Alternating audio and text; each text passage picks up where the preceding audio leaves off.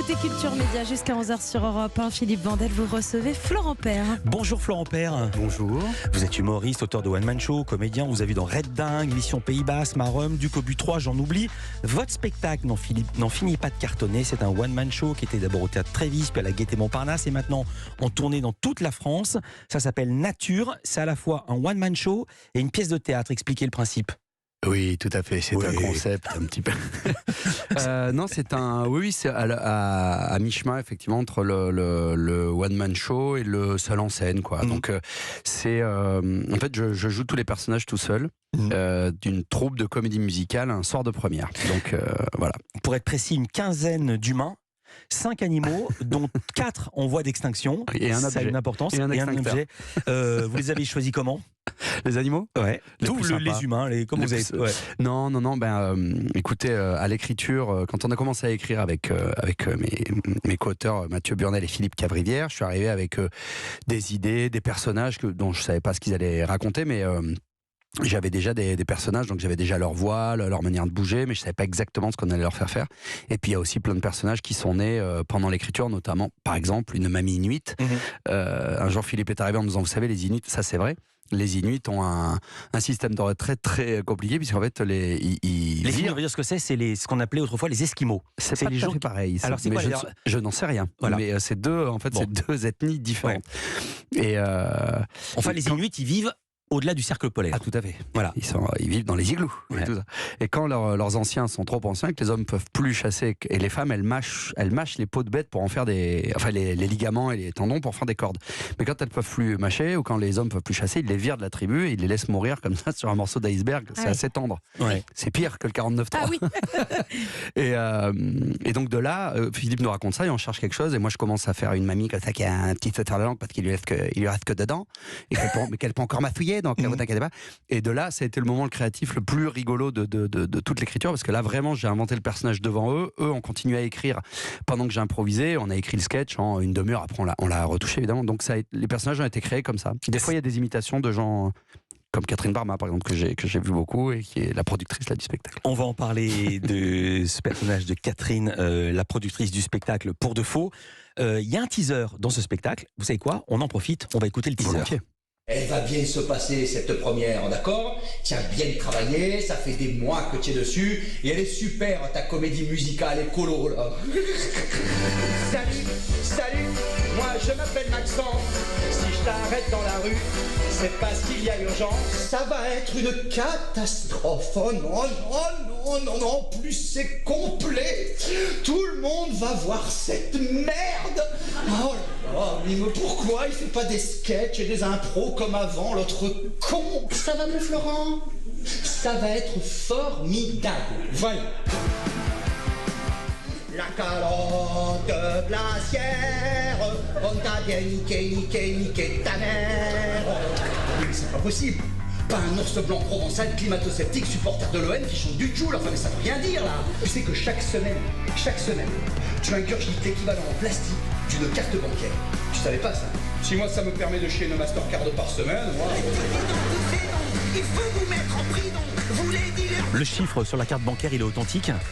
Ou vous l'avez fait parce que vous forcez le trait. Vrai. Vous forcez le trait tout le temps, Florent Père. C'est même le principe de l'humour. Oui, mais alors les informations... Les infos sont exactes. Là, j'avais une volonté, c'était de glisser. Je voulais pas faire une... L'écologie n'est pas le sujet principal du spectacle. Le sujet principal, c'est la vie de cette troupe c'est la catastrophe en coulisses, c'est la catastrophe sur scène, et il y a Florent au milieu qui est persuadé qu'il a écrit une comédie musicale écolo qui va sauver le monde, et c'est la catastrophe, donc c'est des personnages foireux, et durant l'histoire de la comédie musicale, donc on va rencontrer un ours polaire qui a chopé l'accent marseillais parce qu'il fait 25 degrés sur la banquise, une mamie inuite, Pépito, le majordome mexicain de Donald Trump. Bon, ça c'est des personnages très hauts en couleur, comme j'adore, très cartoonesques, mais je voulais aussi glisser de vraies infos écolo, sans que ce soit moralisateur et sans que ce soit une conférence rigolote sur l'écologie. Je redis ce chiffre, chaque semaine, on ingurgite en plastique l'équivalent d'une carte bancaire. Oui. Pas chaque année, chaque semaine. Chaque semaine. Parce qu'il y a du plastique de partout, dans l'eau que vous buvez, dans l'air que vous, parce que une fois que le plastique est parti comme ça, que il va sécher, se coller sur un rocher, qui sèche au soleil, et puis ensuite il part en microparticules dans la mer, le poisson le mange, vous mangez le poisson, vous mangez le plastique.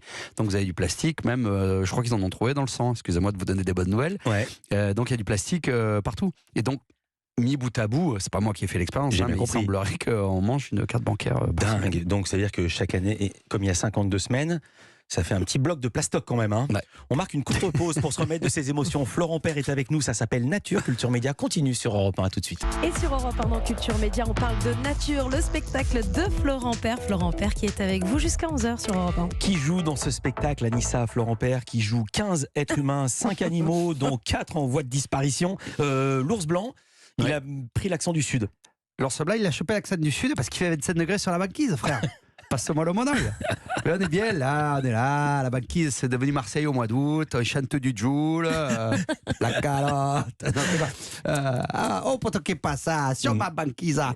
Et non, voilà, il est accompagné d'un pingouin qui est visuel, donc je ne peux pas vous le faire, mais qui vend des beignets puis des glaces. En fait, la banquise est devenue la Côte d'Azur, quoi. Alors, elle est visuelle et aussi sonore. Parmi les personnages, vous avez travaillé avec elle. Moi aussi, j'ai eu cette chance. La productrice Catherine, toujours en panique, ultra speed et en même temps extrêmement généreuse. On a reconnu Catherine Barma. Évidemment, c'était voilà, c'est quand je vous disais comment on crée souvent moi mes personnages, je les crée sur une imitation de quelqu'un que j'ai croisé. C'était quand vous étiez dans l'émission de Ruquier. Voilà. On me demande quand rire. On a tous, c'est-à-dire que dès qu'on croise Catherine Barma, on a envie de l'imiter. Florence Foresti l'a fait magnifiquement, Nicole Ferroni le faisait souvent et moi aussi. C'est parce qu'elle est toujours comme ça, tapée par terre. Florent, ne fais pas ça, c'est pas bien.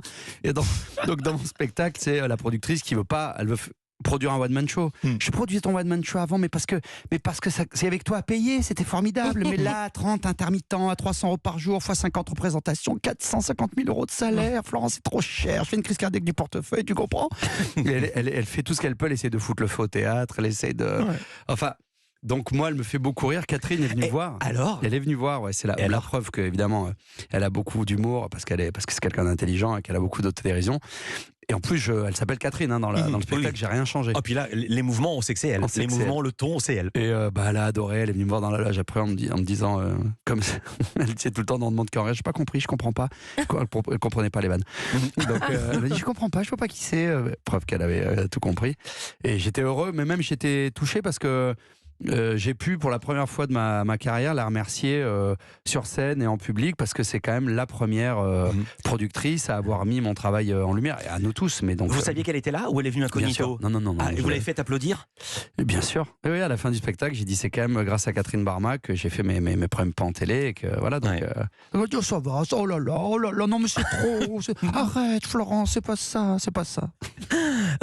Nature, vous dites avoir eu l'idée du spectacle parce que l'idée du spectacle, la première idée, c'est cette comédie musicale, mais le sous-texte, le background, comme disent ceux qu'on fait anglais première langue, c'est l'écologie, l'environnement. Non, pas du tout.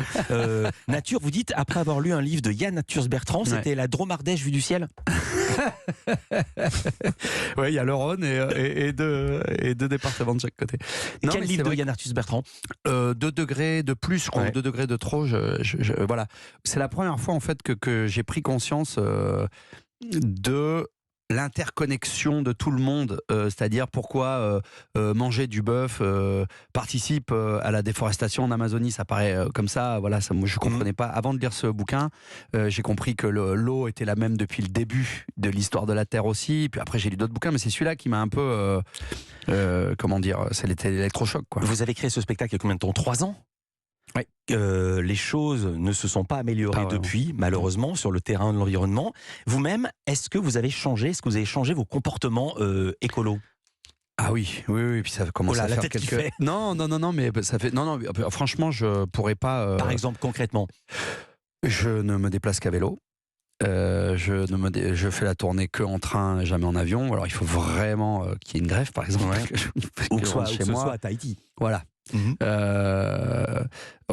Je ne mange quasiment plus de viande, de produits laitiers, de protéines animales. Il n'y a plus d'emballage dans notre maison. J'ai la note puisque ma femme et mon fils sont dans le même. Il a quel âge le fiston? Il a 6 ans et demi, mais il comprend tout, quoi. C'est ça c'est ça qui est aussi rassurant. Ah, il vous réclame pas la nourriture dont il voit les publicités à la télévision? Pas du tout, parce qu'il sait que c'est du caca. Et c'est-à-dire que j'ai le bonheur de voir mon fils au parc avec son cookie fait maison, qui n'est pas toujours réussi, disons-le. Et regardez. Alors, c'est vous qui faites les cookies. C'est ma femme ou moi. Si on se lance dans un truc, on va faire un truc sans œufs, sans gluten, sans lait. Bon, bah en fait, il mange une brique de ce mec-là. Et l'autre jour, il nous a avoué quand même, il dit, tu sais, des fois à la récré, on fait du troc avec les copains. Et c'est vrai que des fois, je file mon cookie maison contre un Chocobéen. Mais au-delà de ça, c'est vrai que des fois, on se dit, l'autre jour, il nous dit, bon, à la cantine, en dessert, il y avait une pomme ou un yaourt. J'ai pas pris le yaourt parce que ça faisait un emballage de trop, un pot en plastique de trop. Oh là là. Il est très engagé. Ah ouais, Et il d'accord. comprend. Ah, c'est Donc, chouette. je trouve ça génial. En même temps, on se dit, bon, peut-être qu'on va baisser un tout petit peu les radiateurs, parce qu'il faut pas non plus. C'est très angoissant aussi, quand, au bout d'un moment, de se dire, là, c'est très culpabilisant, de dire, ah, là, j'ai fait un emballage, là, j'ai fait du sachet. Donc, on lève un peu le pied, mais ce qui est rassurant, c'est de voir qu'un enfant de 5-6 ans peut comprendre et a conscience de voir que là, il y a un emballage, qu'il vaut mieux manger un truc maison. Et voilà tout ce qu'on a changé dans notre vie. Florent Père, avec nous, on continue de parler de culture, on va parler de jeux vidéo, mais d'abord on va parler de séries. Culture Média continue sur Europe 1.